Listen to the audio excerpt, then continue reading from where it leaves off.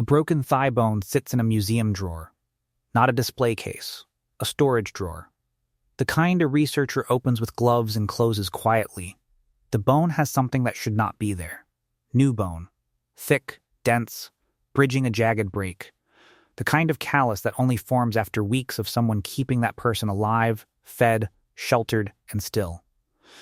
In a hunter-gatherer camp, a broken femur kills you. You cannot hunt, you cannot move, you cannot keep up. And yet this person lived. That fact is about to change what you think you know about ancient humans. And about yourself.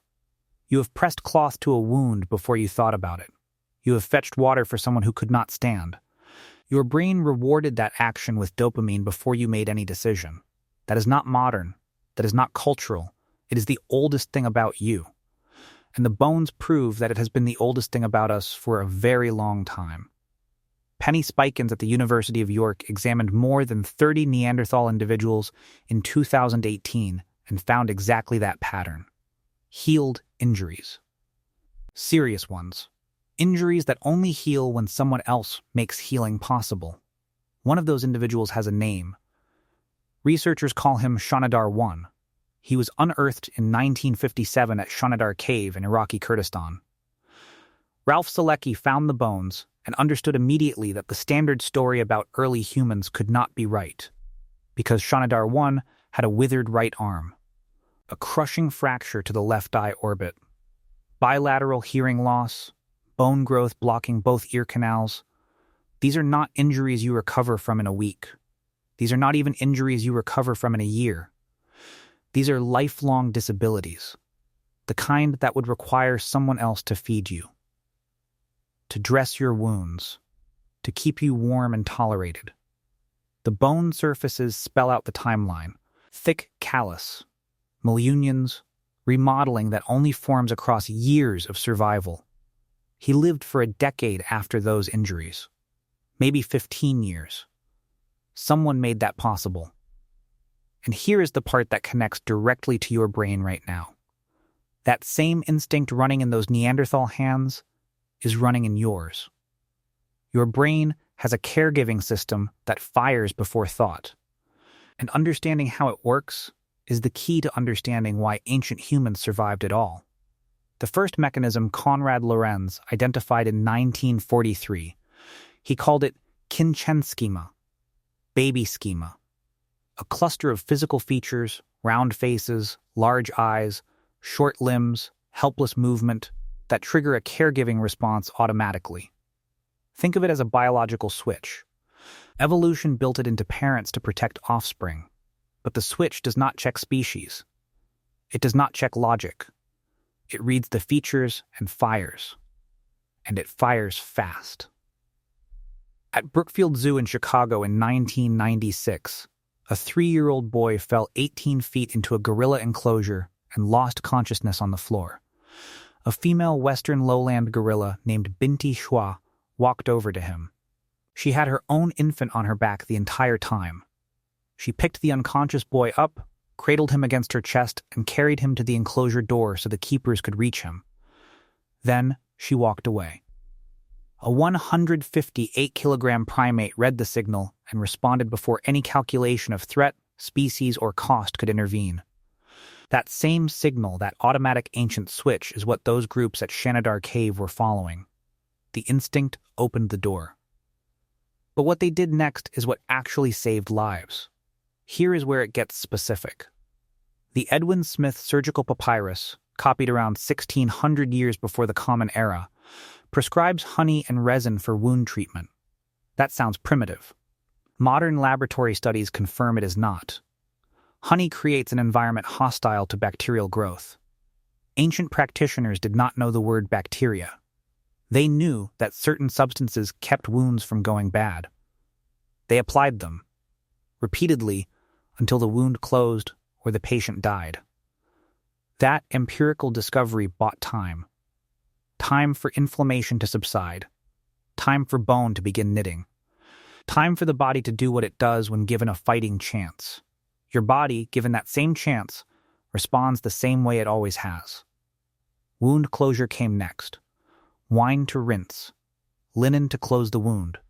hardened clay splints to hold fractured limbs in position while bone grew back toward alignment rather than healing wild. The Edwin Smith treatise prescribes all of this.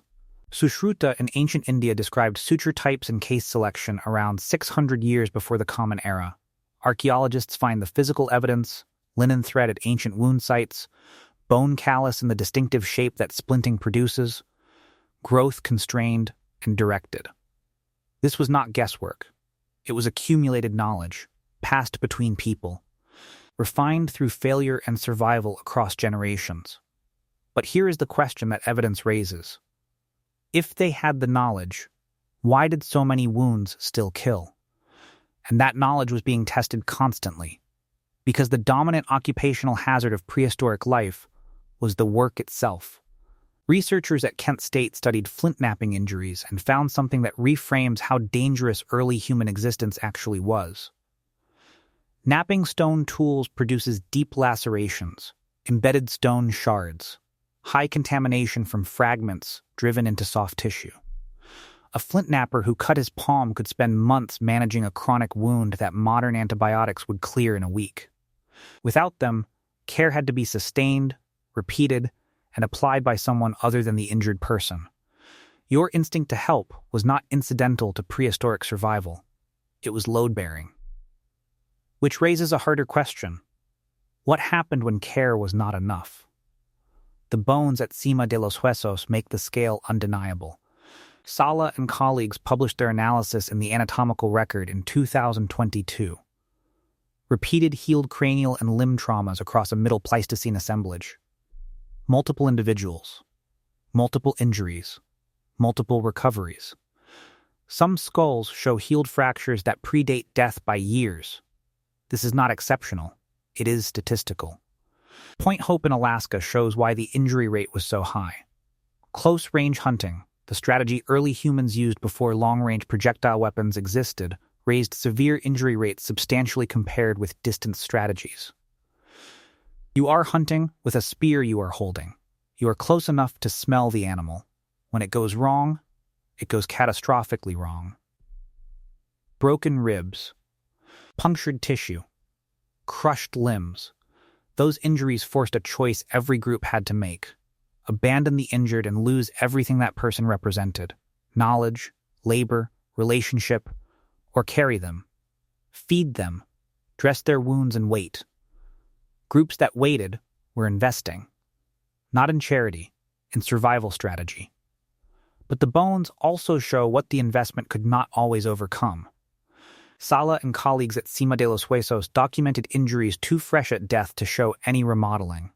Some wounds killed before care could matter. Some infections overwhelmed whatever antiseptic knowledge the group had built. Some flintknapping injuries left stone-seeded channels in soft tissue that would become chronic, unresolvable complications. The mechanism worked. But not always. And the people doing the caring knew that. They kept trying anyway. That persistence leads to the third explanation, the one that pushes everything back further than almost anyone expected. A study published in Nature in 2022 by Maxime Aubert and colleagues describes a surgical amputation at Liang Tebo in Borneo. A child, left lower leg removed deliberately during childhood. The bone shows a clean sloping cut, the signature of controlled technique rather than accidental trauma. Radiographs show new cortical growth at the stump. Bone remodeling that only forms across years. The child survived the operation, and then survived for 6 to 9 more years. Adapted to movement with a stump. Lived inside a community that dressed the wound. Staged the dressings across months and years. Made space for a child whose mobility was permanently changed. The peer-reviewed evidence rules out accidental injury. This was a procedure. Deliberate, technically demanding, followed by years of postoperative care. 37,000 years ago, no metal instruments. No germ theory, no written protocol, just the knowledge that it was possible, and someone who decided to try, and then kept that child alive long enough to prove it. That changes when you think surgery begins. That changes what you think ancient humans were capable of, and it changes what that instinct you felt in the hook of this video actually is. If this just rewired something in how you see ancient humans, there is an entire archive of evidence like this that most people have never encountered. The next video goes further. If you want to keep following this, subscribe so you do not miss it. Now the mechanism closes. Appearance signals fired the instinct. Simple antiseptics bought time against infection. Splints and sutures directed healing. Sustained provisioning kept the body supplied while bone and tissue rebuilt. Communities absorbed that cost because the cost was worth paying. Injured members who recovered returned knowledge, labor, and relationship to the group. It was not charity. It was the oldest form of investment the species ever made. Shanidar I survived a decade with injuries that should have ended him in days. The child at Liang Tebo survived surgery that remains demanding in any context and recovered in conditions we cannot fully imagine. The bones at Cima de los Huesos belong to people who were hurt, healed, hurt again, and healed again. Inside groups that kept showing up. Your instinct to press a cloth to a wound. Before you think, before you calculate, before you decide, is the inheritance of every one of those decisions. The femur in the museum drawer did not heal by accident. Someone made it possible. And the fact that you would do the same before you even thought about it is not coincidence. It is the oldest thing about you.